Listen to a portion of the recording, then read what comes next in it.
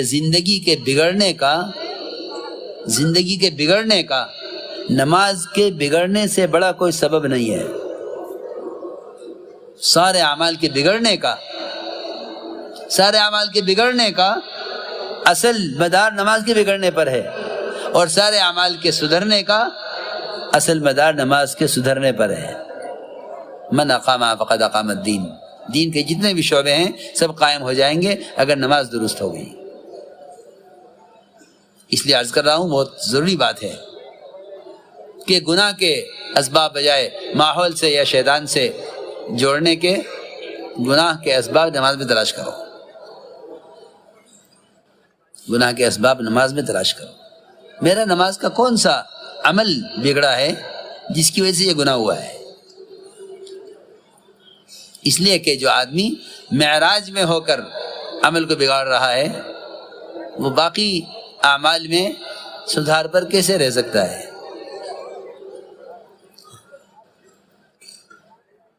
شوربے کی plate, شوربے plate میں، سیدھی پلیٹ، پیالے میں ہو تو چلو پیالے میں محفوظ ہے، پلیٹ میں شوربہ، سیدھی پلیٹ، اسے ایک صاحب لے کر دسترخوان سے گزر رہے تھے، اس میں سے تھوڑا سا شوربہ لے کے چلنے میں ایسے ٹپک گیا۔ محمد صاحب رحمۃ اللہ علیہ بیٹھے ہوئے تھے سامنے، وہ ایک ساتھی، کام کرنے والا ساتھی تھا، حضرت وہیں سے چیخے اس پر، فرمایا نماز ٹھیک کرو، نماز ٹھیک کرو اپنی۔ نماز شوربہ ہے پلیٹ میں، لے کے چل رہا ہوں، شوربہ ہے، فرمایا نماز ٹھیک کرو۔ شوربہ رکھ کے آئے حضرت کے پاس، آ کے عرض کیا حضرت اس کا نماز سے کیا تعلق ہے؟ حضرت نے فرمایا جس طرح صحیح نماز پڑھنے والے کے اعضاء نماز سے باہر گناہوں میں خطا نہیں کر سکتے، اس طرح ضروریاتی میں خطا نہیں کر سکتے۔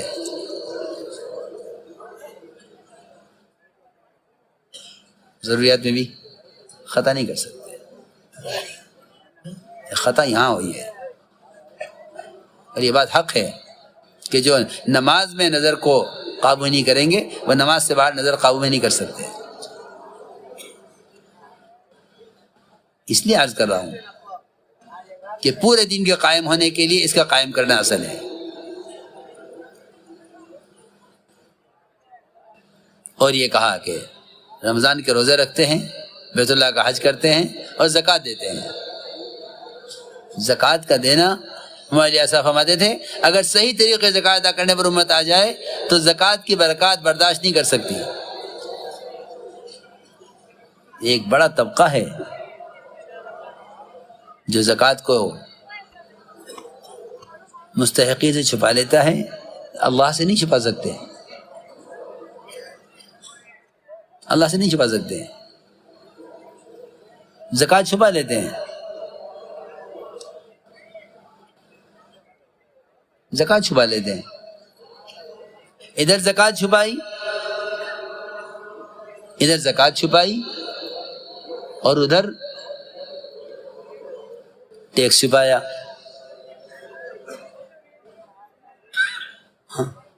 یہ زکوٰۃ چھپائی، ادھر زکوٰۃ چھپائی، ٹیکس چھپایا۔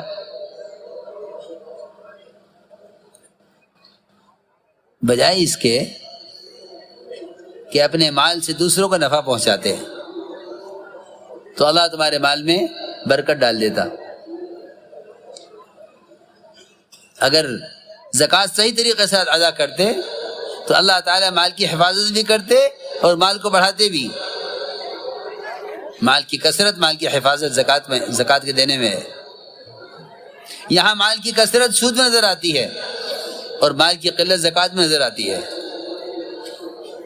یہاں مال کی کثرت سود میں دکھائی دیتی ہے اور مال کا کم ہونا زکوٰۃ میں دکھائی دیتا ہے۔ معاملہ اس کا الٹ ہے،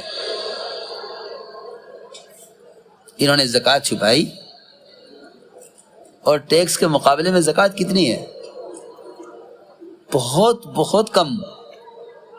اللہ تعالیٰ تم سے زکوٰۃ ٹیکس کے مقابلے میں بہت کم لینا چاہتے تھے، انہوں نے کم کو چھپایا، اللہ سے بچایا۔ اللہ نے اس زکوٰۃ کے چھپانے کے جرم میں ان پر ٹیکس ڈال دیے۔ آپ دیکھ لو، چاہے اپنے ملک میں ہو چاہے باہر کے ملک میں ہو، ٹیکس دو۔ ابھی تک تو دکان مکان کا ٹیکس تھا، اب اپنا بھی ٹیکس دو۔ جی ہاں، اپنا بھی ٹیکس دو، اپنا بھی ٹیکس دو۔ وہ خدا کی قسم اگر کہہ سکتا ہوں کہ ٹیکس کا بوجھ اور ٹیکس کی جو مصیبت پڑی ہے یہ زکوٰۃ کے چھپانے سے پڑی ہے۔ اتنا ہی نہیں ہوا بلکہ زکوٰۃ کو چھپا کے رکھا، اللہ نے سارا مال ردی کر دیا، سارا مال ردی۔ نظام ہمارا ہے، میں تمہیں شروع سے یہ سمجھا رہا ہوں، معاملہ ہمارے ہاتھ میں ہے۔ اس نے یہ کر دیا، اس نے یہ کر دیا، اس نے یہ کر دیا، اس نے یہ کر دیا۔ کیوں کر دیا؟ تو نے کیا کیا؟ تجھ سے کیا غلطی ہوئی؟ یہ سارا نظام کائنات جو تیرا خادم تھا، تجھے اللہ نے مخدوم بنایا تھا۔ ہم سمجھتے تھے کہ مسلمان مخدوم ہے، نظام کائنات اس کی خادم ہے۔ خادم کو الزام دے رہا، خادم نے کر دیا۔ خادم کو الزام دے رہا ہے، خادم نے کر دیا۔ غلام، تیرا غلام تجھے نقصان پہنچا دے، یہ کیسے ہو سکتا ہے؟ تم نے زکوٰۃ چھپائی، اللہ نے ٹیکس مسلط کیا۔ تم نے زکوٰۃ چھپائی، اللہ نے مال کو ردی کر دیا۔ یہ سیدھی بات ہے۔ ہم کبھی نہیں کہتے، ہم کبھی نہیں مانتے اس بات کو کہ ان کے مسائل کا تعلق اور ان کے احوال کا تعلق غیروں سے ہے، بالکل نہیں۔ ان کے مسائل کا تعلق ان کی اپنی ذات سے ہے۔ نوسا فرماتے تھے اگر مسلمان صحیح طریقے زکوٰۃ دینے پر آ جاوے تو دنیا میں کوئی بھوکا نہیں رہ سکتا اور کوئی ننگا نہیں رہ سکتا۔ یہ پکی بات ہے، صرف اگر زکوٰۃ صحیح طریقے سے ادا کر دے۔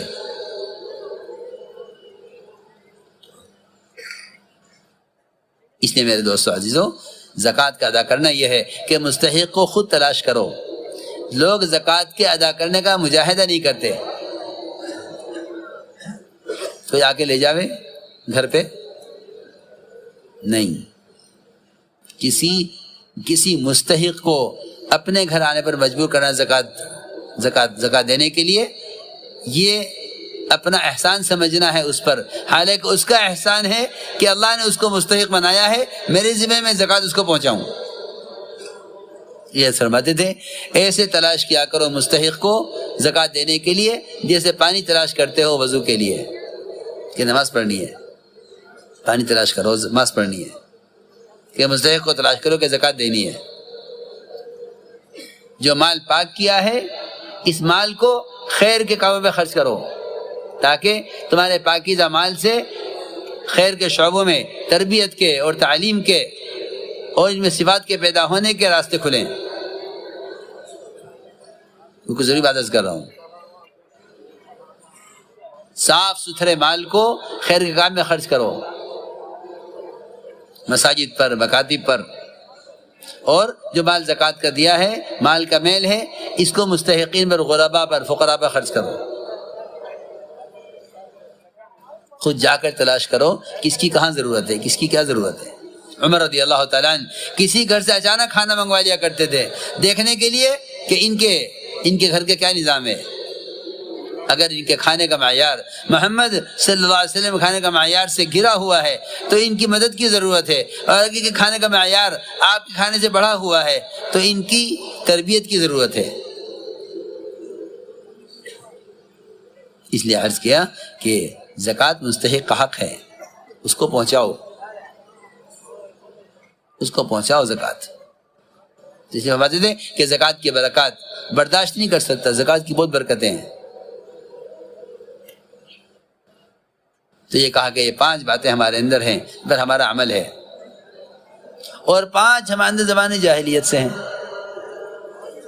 ہمارے اندر صبر ہے، ہمارے اندر شکر ہے۔ فرمایا کہ صبر اور شکر یہ 2 ایسی صفتیں ہیں جس کے اندر یہ 2 صفتیں پیدا ہو گئی کہ وہ کامل ایمان والا ہے، کہ آدھا ایمان صبر ہے، آدھا ایمان شکر ہے۔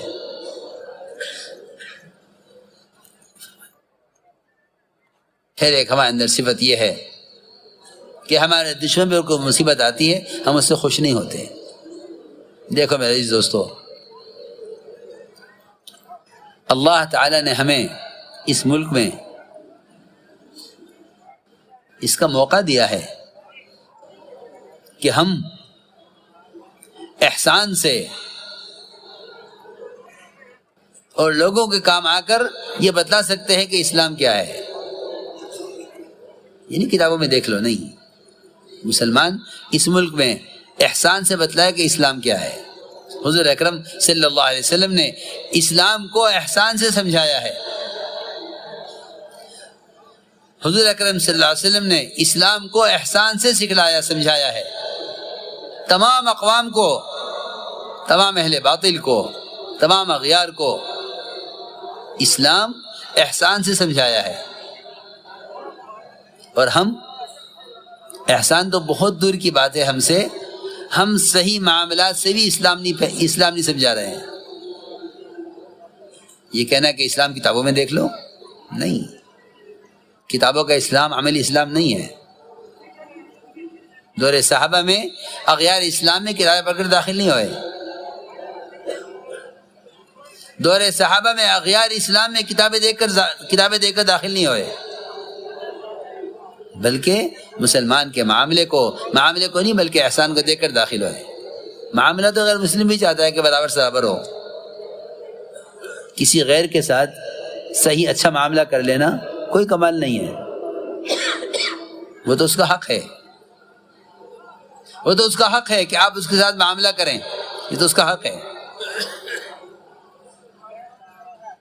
حکم احسان کا ہے، حکم احسان کا ہے. زید بن سعنہ حضور اکرم صلی اللہ علیہ وسلم کی نبوت کو جانچنے کے لیے اور آپ کو نبی ماننے کے لیے آپ کو خود مال قرض پیش کیا. آپ کو ضرورت تھی کہ لیجئے میں دیتا ہوں قرض لیجئے. وہ قرض سونا دیا آپ کو، اور اس قرض سونے کے لینے کی وجہ بھی یہ پیش آئی تھی کہ ایک علاقے مسلمان اسلام میں نئے داخل ہوئے تھے. وہاں تنگی آ گئی، قحط سالی آ گئی. فرمایا کہ مسلمان کے لیے، مسلمان کے لیے ایسا ہے جیسے سر سے لے کر پیر تک ایک جسم کے اعضاء ہوتے ہیں. ساری دنیا کے بکھرے مسلمان ایک جسم کے اعضاء کی طرح ہیں. اگر پیر کے انگوٹھے میں زخم ہے تو پورا بدن اس کے لیے بے چین ہو. مسلمان کی مثال دے کر سمجھایا گیا تھا. یہ مثال دے کر سمجھایا گیا تھا مسلمان کیا ہے. پیر کے انگوٹھے کے زخم سے پورا بدن بے چین ہو. یہاں اس کا پڑوسی بیمار ہے، یہاں اس کا پڑوسی بھوکا ہے. پوچھتے ہیں یہ کون ہے؟ جب انسانیت ذبح ہو جاتی ہے پھر پوچھتے ہیں یہ کون ہے بھوکا. ورنہ اگر انسانیت زندہ ہے تو یہ بھوکے کے بارے میں یہ نہیں پوچھے گا یہ بھوکا کون ہے. اگر انسانی ذبح ہو گئی ہے تو ان کی عدالتوں سے، ان کے محلوں سے، ان کی دکانوں سے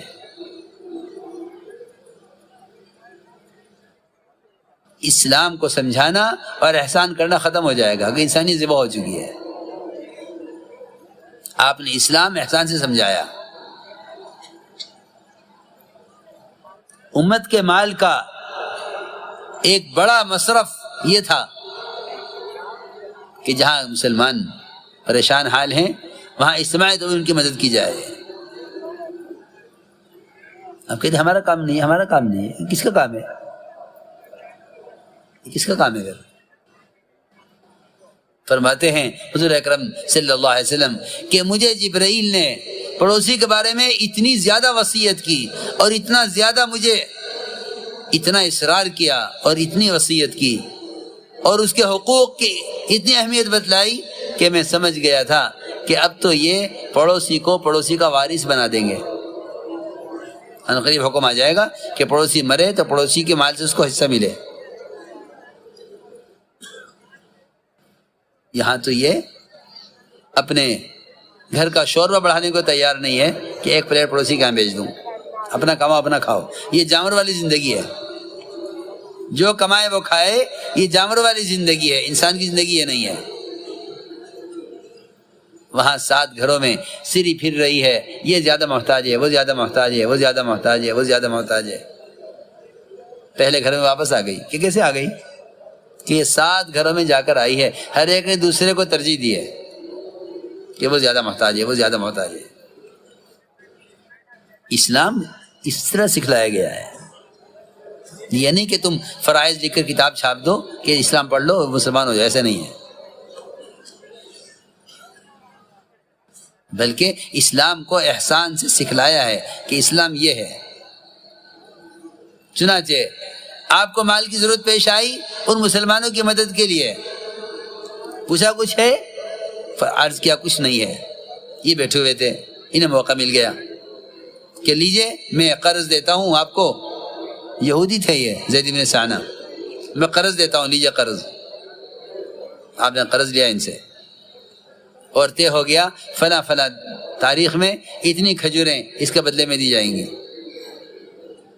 یہ بھی طے ہو گیا، تاریخ متعین ہو گئی، لکھی گئی، اس تاریخ میں آپ کو ہم اتنی کھجوریں دیں گے اس سونے کے بدلے میں۔ یہ قرض آپ نے قرض سونا لیا۔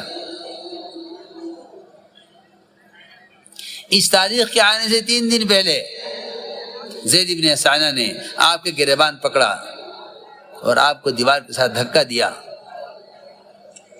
اور سخت لہجے میں بات کی۔ حضرت عمر دیکھ رہے تھے منظر، حضرت عمر نے تلوار نکال لی، اجازت دیجیے میں اسے قتل کر دوں یہودی کو۔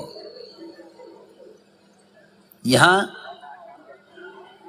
ادب سکھلایا، یہاں ادب سکھلایا کہ نہیں، اسلام میں ایسی گنجائش نہیں ہے، تم اسے قتل کر دو، تو اسے کیا معلوم کہ ہم کیا چاہتے ہیں؟ ہم تو اس کی ہدایت چاہتے ہیں، ہم تو اس کی ہدایت چاہتے ہیں، ہم تو اس کے اسلام چاہتے ہیں۔ عمر تم نے کیا کیا؟ اس لیے اسلام کا مزاج یہ ہے کہ اپنے حمایتی کو دباؤ،